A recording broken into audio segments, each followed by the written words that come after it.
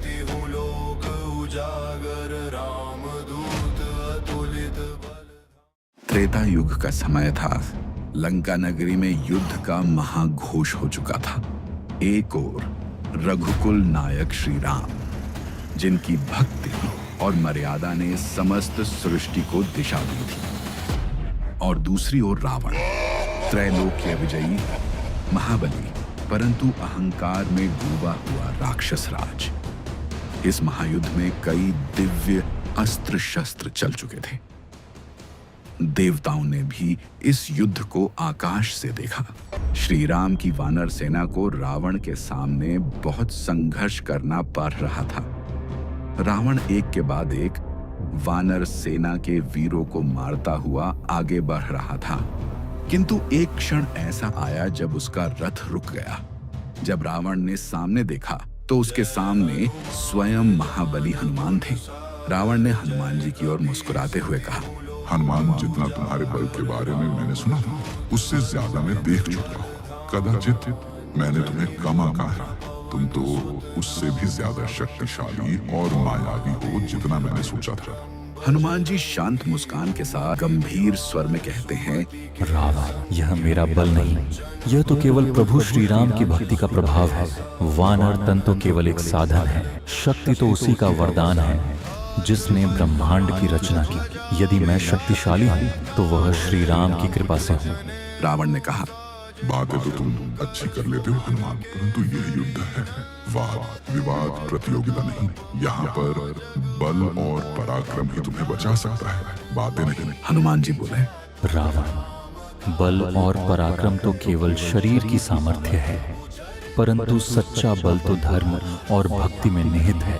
तू सोचता है कि इस युद्ध भूमि में केवल बाहुबल ही बचा सकता है, परंतु यह भूल मत कर कि तेरी शक्ति अहंकार से चलती है और मेरी शक्ति राम नाम से।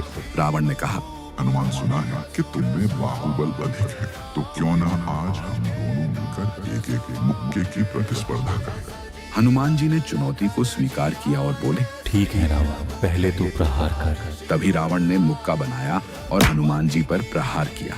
उसकी मुट्ठी की गूंज से धरती कांप उठी, पर्वत हिल गए, समुद्र में लहरें उठी। जब रावण ने देखा तो हनुमान जी अडिग खड़े रहे। हनुमान जी बोले, अब मेरी बारी। हनुमान जी ने शांत भाव से अपनी गदा जमीन पर रख दी और दोनों हाथ जोड़कर बोले, हे प्रभु श्री राम, यह प्रहार आपके नाम से होगा। जब हनुमान जी प्रहार करने ही वाले थे, तभी आकाश से एक दिव्य प्रकाश उतरा। कमल पर विराजमान ब्रह्मा जी प्रकट हुए। ब्रह्मा जी ने गंभीर स्वर में कहा, हनुमान, मेरी बात सुन। श्री राम के जन्म का उद्देश्य तो तुम्हें याद है, रावण का वध। अगर तुम उस पर अपनी शक्तियों से प्रहार करोगे तो अनजाने में तुम उसका वध कर दोगे और समस्त ब्रह्मांड की संतुलन रेखाएं टूट जाएंगी। तुम अपनी शक्ति का सिर्फ 1% ही इस्तेमाल करोगे, वही रावण के अहंकार जड़ को तोड़ने के लिए काफी है। हनुमान जी ने ब्रह्मदेव की बात मानी और उन्हें प्रणाम किया। फिर हनुमान जी ने अपनी शक्तियों का 1% भाग इस्तेमाल करते हुए रावण पर प्रहार किया। वह प्रहार इतना शक्तिशाली था कि उससे धरती हिल गई और रावण बहुत दूर जाकर गिरा। कहते हैं, रावण 2 प्रहर तक नहीं उठ पाया था। हनुमान जी अपने शांत और दृढ़ मुद्रा में खड़े थे।